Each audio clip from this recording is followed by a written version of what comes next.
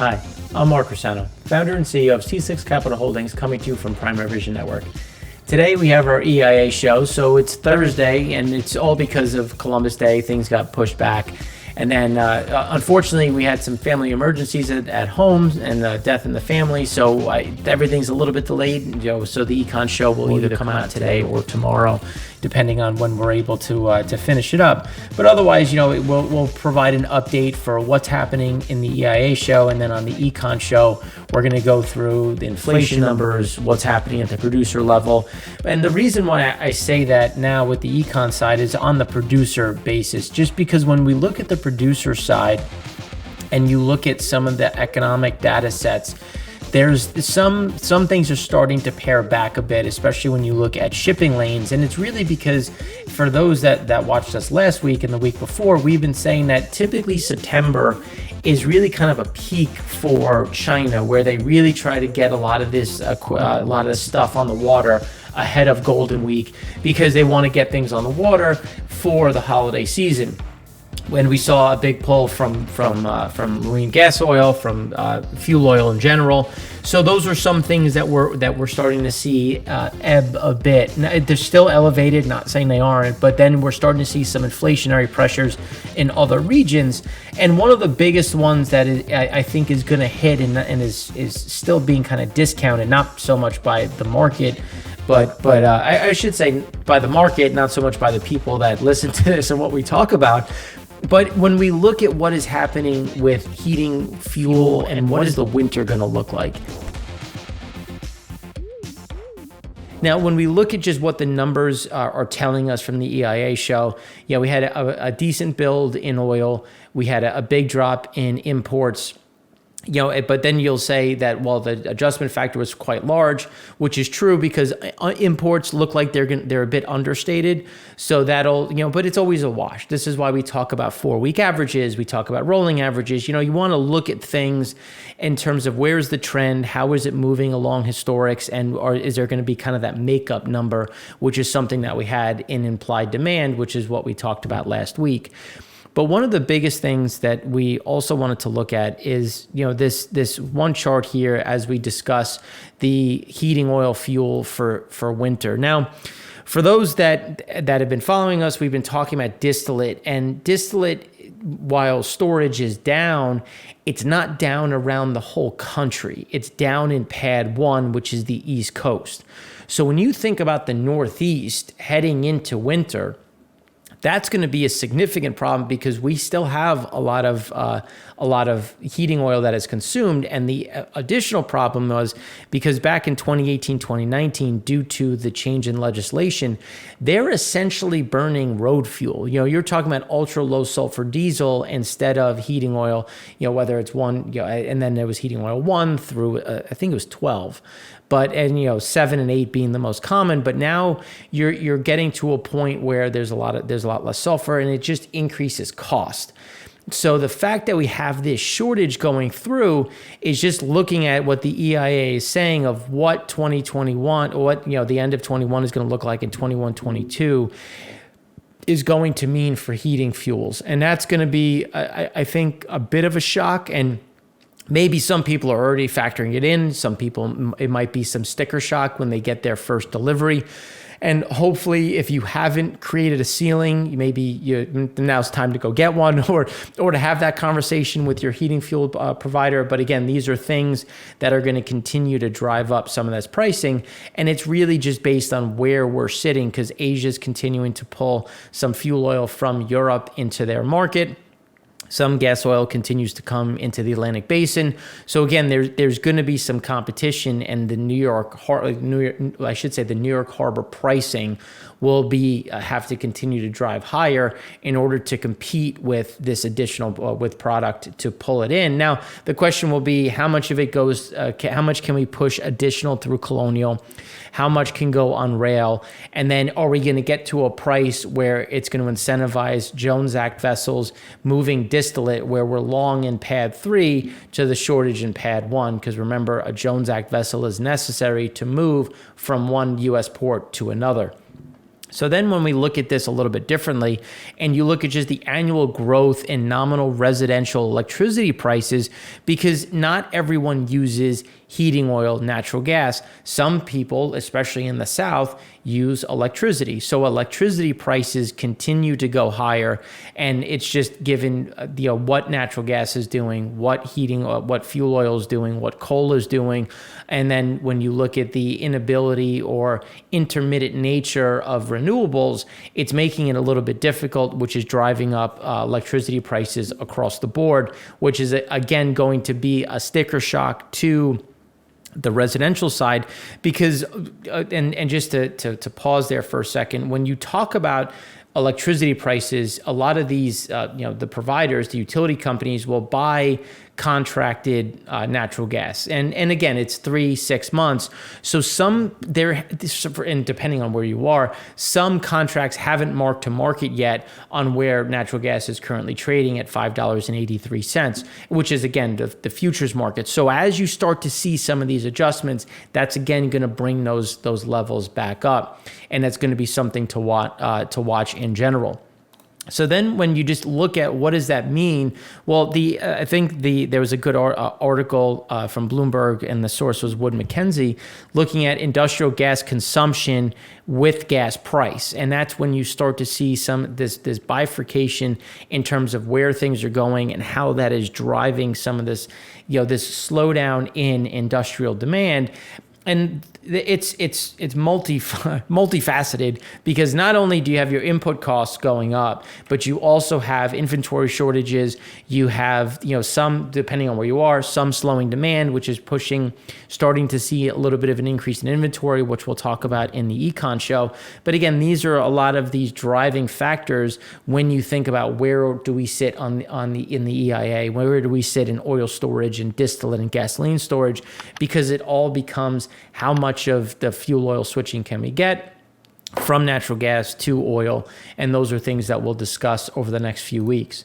So then when we look at crude builds, one of the things that we've been talking about is that we're going to get a very seasonal build. We're not going to see something that is crazy to the upside or to the downside, but a very rudimentary, very seasonal norm, which when you think about what the expectations were in the market of this continuous draw, it's just what are expectations. So here you can see we're following essentially 2019, 2015, and 2018 when you look at some of this, kind of steady state higher.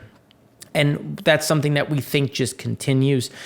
We don't see the pace accelerating. We don't really see it slowing. We just see a very consistent pace higher. And one of the caveats of that is a lot of that is going to continue to be driven by imports. So imports are going to continue to drive higher. And as we talked about with the big drop in refinery utilization rates going from 89.6% to 86.7%, and remember we thought there could be one more week higher, or we're going to start to see that slowdown. And some of these maintenance schedules were delayed from September into October. And given where pricing is, they're going to try to get back as quickly as possible, especially when you look at that disti cut, which we'll talk about even more in a minute. So then when you look at things that are pivoting, we had some pivots from Middle Eastern and Asian product that came into the Atlantic Basin. Some of it's coming into the U.S. a bit more, but we do have additional going into Europe, and that's going to continue as some of this, the pad one just continues to be fairly short. So when you look at where days of supply is, remember this is a week lag, so from the EIA data. So here it's a small dip, which is going to come back up and be right where we were in 2016. Again, there's nothing too crazy to say one way or the other. We just have a steady increase in oil storage and a steady decline in refinery utilization rates, which again is just when you think about commercial storage, you just divide it based on what are run rates and you get how many days if all things stopped, which we know they don't. But again, these are some of those metrics. So when we look at what is going to happen, we see imports continuing to recover, exports continuing to struggle, which again is going to trap a lot of that crude in pad 3. and that's going to essentially drive some of these storage numbers higher, just given where the economics are on moving crude. And then when you look at what is coming to the U.S., we had a small decline in terms of what is targeting the U.S. markets. It's still over 20, and that will start to show up this week. Because remember when we were saying about October 16th was when we saw some of this showing up. Some things started to show up at the end of last week, but the lion's share of it really shows up this week, next week, and even into the following week, just given where timing delays and when it was purchased, which it was purchased because of EIA, because of the extensive downtime for some of that Gulf of Mexico crude, which again is pulling some of that additional back through.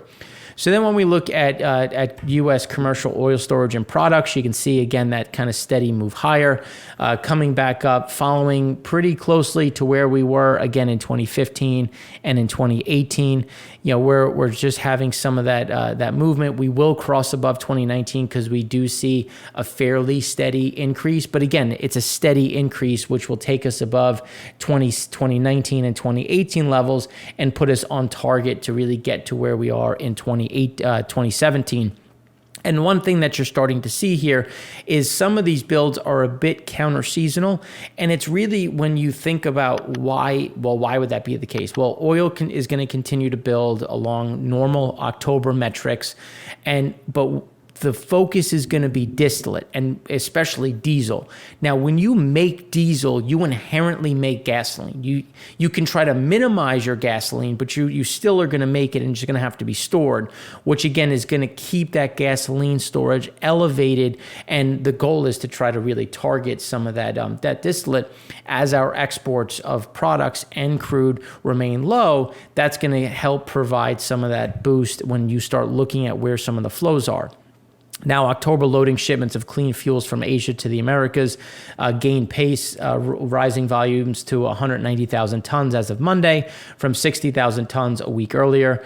And that's where we continue to see some of these increases of product coming from Asia into the U.S. But remember, a lot of that is going to show up in Pad 5, which was something that we continue to see as at a fairly steady pace, which is why imports into Pad 5 remain elevated versus historics, because we do have some of that spare capacity from Asia coming into the U.S.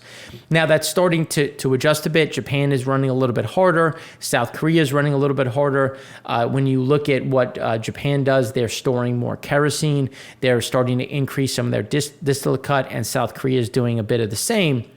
So again, that increase in run rates will also draw some of that additional crude that has been sitting on the sidelines. We hope to see some of that move more aggressively into Asia, because typically they're going to be planning for their winter burn in October and November. And then again, given when is it in November, it all comes down to weather. I'm not a weatherman.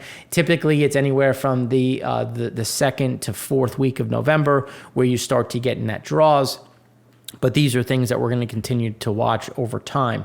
So then when we look at gasoline storage, so here we've had some steady builds. You can see that we're back to right near the highs that we've had over the last couple of years. We're pretty much in line with where we were when you had that kind of natural build and a small decline. We're right where we were in 2016, 2020, 2019. And again, we think that we're going to continue to press towards the highs, just given the focus on diesel, which is going to inherently throw off that gasoline. Now, European gasoline and diesel arrivals in the U.S. dropped to a 4-week low in the 7 days through October 7th. Total gasoline arrivals in the U.S. from Europe slipped to 332,000 barrels a day, which is the lowest since September 9th, and compared with a revised 427,000 barrels in the previous week. So those are things that are going to remain, again, they're going to continue to come through, but remain a bit depressed, just given the fact that our storage is really starting to catch up, which is closing that arbitrage. And again, that's going to be some of the bigger ones. But diesel imports also shrank to 243,000 barrels in the same period, lowest in 4 weeks, and compares with 684,000 barrels in the previous period. So we absorb some of this. Now we're going to start to see some of that slow down and some of that additional competition on the water. But I expect that gasoline imports to really start to slow and remain at these depressed levels. We thought it was going to happen last week. It happened this week. Again, timing when you look at when a lot of this is recorded. But those are things that we've been expecting and are finally starting to show up in the numbers. So then when you look at distillate storage, this is where it's really flatlined. And if you remember what we were saying, we expect this to stay flat. And the reason why is because we do have that elevated demand, but we also have that supply response. So we expect to see that supply response really start to, again, not really fill storage, which is going to be a bigger problem, but really just keep it flat. Now, given when that kind of that salmon line, if you will, right there, that is the 29-year average. The averages are going to get easier just because you typically see some steady draws as you get into the end of November. We just think that they're going to try everything that they can to maximize that, which again is going to keep storage flat. Still in a bullish position, but again, that's where we're going to continue to see some of this driving. And then the European exports of diesel gas oil to the Americas gained pace so far in October. Now, this is looking at all of October, even though we had a drop this past week. So, and U.S. Shipments on other fuel on the route, mostly gasoline and blending components, have eased, which will continue. So far, expected transatlantic diesel gas oil exports from Europe have already climbed to 333,000 tons this month versus about 399,000 tons observed in September. So realistically, we think we're going to go above that. So we will go above where we were in September just because we do have that demand, and it's specifically on pad 1, which is the setup. Now, it's important to reiterate the fact that typically the U.S. exports distillate to Europe, but instead now Europe is exporting distillates to the U.S. So we've had a flip on that just normal trade route, and it's due to the stark differences between those two markets. And then total fuel shipments on the route in the first 10 days of October were 851,000 tons aboard 23 tankers, compares with 32 tankers that hauled 1.25 million tons during the same period in September. So total flows for the month grew to 3.65 million tons. So that's why we continue to see a lot of this coming through. Then when we look at jet fuel, again, kerosene can be moved into the distillate and out of distillate. So storage is going to be fungible, if you will, when you look at where we are. Typically, we start to see this drop. We just think that, again, you're going to get a fairly steady jet fuel storage as they try to manage where jet kerosene storage is, where distillate storage is, and where they're going to get the best margin at this point in time. So then when we flip to the curve, you can see that we have now broken 80 on the curve right here. And you can see that the whole curve has moved up and to the right, and really backwardation has intensified a bit, especially when you look at December versus December, where this December is more expensive than next December, and which is interesting because the idea is that you're going to get bigger demand next year versus this year, or people are just saying, look, there's going to be huge demand this December because of heating oil, because of this gas to fuel switching, and that's being priced in with that steep backwardation, and backwardation is just saying it makes sense to sell it right now instead of trying to sell it in the next few months. And this is just incentivizing you not to store because you're losing money if you think about just that time spread. Where in contango, it's the opposite. You're incentivized to sell it at a higher price in the future, and typically that's going to cover the price of storage and then some. But here you can see that we're back above 55 all through the curve. We're above 60 well into essentially 2025, and above 70 into 2023. So again, there's some of that benefit, and then NGLs continue to be a bright spot, as we'll talk about with propane. COVID continues to ebb. Some of the issues remain in Europe with a lot of the steady state. You're starting to see some of that steady state in the U.S. as well. But again, there's not going to be much change in terms of where that steady state is. But the better factors is Asia continues to see a decline. Japan's starting to see some of that activity pick back up. You're seeing it in Vietnam again. Vietnam is, again, one of the areas that we're more bullish on, as now we have Nike, Adidas that have reopened facilities. We think Vietnam is an interesting place to invest going forward. Now getting more integrated into the numbers themselves, crude had a build of 6.09 million barrels. That's 44.9 million barrels below the 5-year average. But again, we're slowly kind of climbing that ladder. And one of the really where half of that shortage is in pad 2, where we're 44.9 million below the 5-year average, but pad 2 is 25.5 million of that below the 5-year average, and Cushing is 17.7 million below the 5-year average. Pad 3 is actually 3.5 million above. Pad 4 is 1.8 above. Pad 5 is just 1.6 million below. So when you look at where the shortages are, it's really in pad 2, and that's where we see the biggest benefit from, again, the influx of Canadian crude coming through line 3, which is going to continue to increase. Now, with the crude having a 6 million barrel build, Gulf Coast was 9 million. So just give you an idea where pad 2 had another draw of 2.72 million, but pad 3 had that build of 9 million. And that's the issue that we keep seeing of, again, those exports just not leaving the coast. And we'll talk more about that in segment 5. Now, we did have Shell starting to bring back some additional activity in the Gulf of Mexico, which again brought us back to 11.4 million barrels a day production. And right now we have us back above 11.5 million. It's just going to be a matter of timing as to when it shows up. And then once you factor in the SPR, so when you look at just commercial had a draw of had a build of 6.09 million. Once you factor in the draw from the SPR, we actually had a build of only 5.29 million, because we did release some of that from the storage states. So when you look at land storage, you can see that on a total level, we're still right at the lows of the 5-year average when you look at that cloud level. But typically we see these builds accelerate into November. No different here. We see those builds. We had a build in Europe. We had a build in the US. And we continued to have some builds on the east of Suez, which again is going to put us just above the 5-year average on east of Suez, and it's going to move us closer to the 5-year average on the west of Suez, because the pace accelerated a bit when you factor in the U.S. and ARA. So we will get a little bit closer to that, still in a better state, but again, that's where we continue to see some of those movements. You know, the problem that we continue to see is on the floating level. So floating storage is going to spike back up. West Africa continues to see a lot of struggles, and we'll talk about that in segment 3, where we had this big spike in West Africa. And then when you look at east of Suez, there's still a lot of crude just sitting on the sidelines, which again is going to start getting moved into the system as they try to churn out and increase some of these additional runs. Now, when we look at the TomTom data, you can see Europe remains the bright spot. Rest of Asia is back to kind of the steady state before these big outbreaks. We see the rest of Asia just sitting at this level, coming back from a lot of these lockdowns, and we think it's going to kind of bump along the sidelines at this point.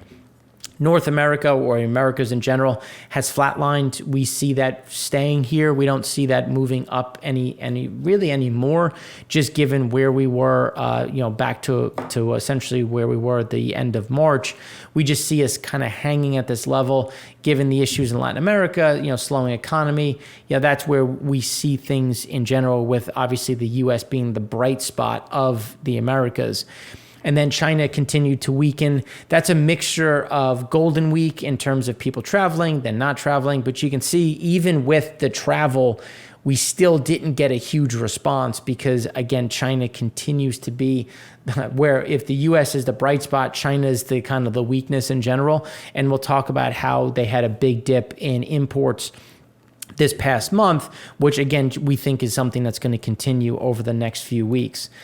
So then when we look at builds in pad 3, you can see that we had a big build in pad 3 in general.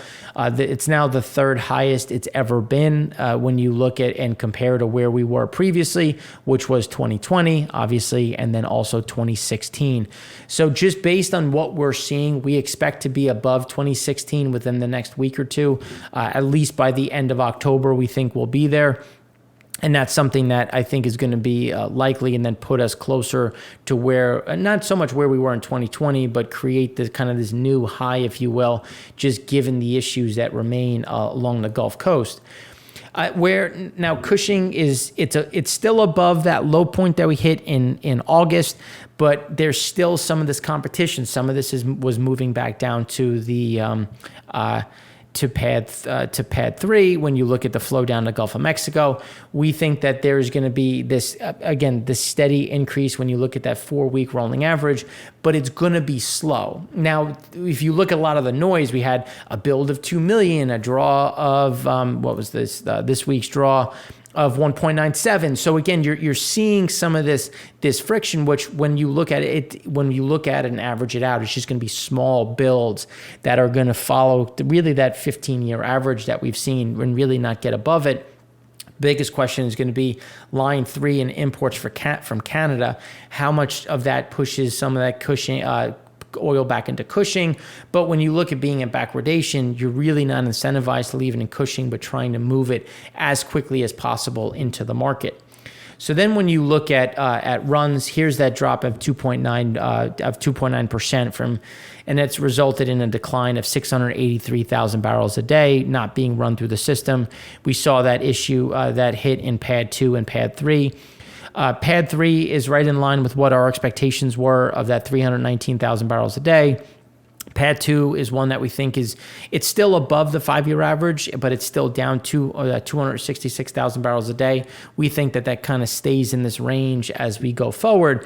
And one of the biggest offsets, because when you look at the decline in runs, you also had a big decline in imports. Now, we expected to see imports kind of stay sideways.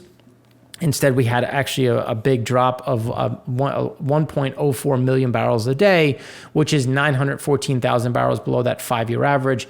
And it was all driven by pad 2, pad 3, pad 4. Pad 2 had a decline of 410,000 barrels a day.